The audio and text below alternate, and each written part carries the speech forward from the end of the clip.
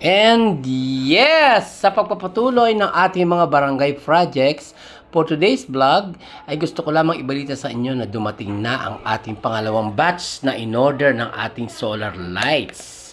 Ayan, from Logentech, Naik, Cavite. At yan ang pinuntahan namin noong isang araw at yan ang sinabi ko sa previous vlog ko na sabi ko kukuha tayo at order tayo at manganbas tayo ng mga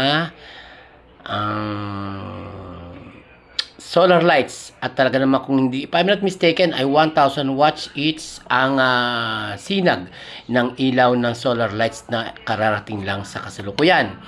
At dahil nga ito ay mabilis na kailangang maikabit natin, mabilis ang pagkakabit doon sa nagpapahukay na sa kasalukuyan sa may sitio Lukban at sa may bukid.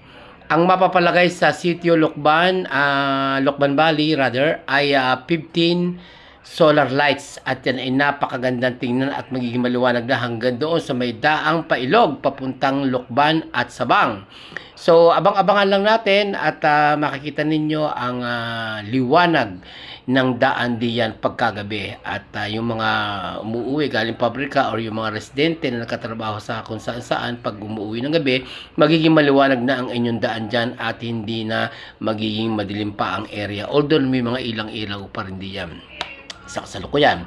So at this time ay chine-check natin mabuti ang ating mga solar lights kung gumagana lahat at napatunayan naman natin talagang gumagana nga at perfect ang panahon na ibinigay at hindi masyadong mainit habang dinideliver niyang kagabi.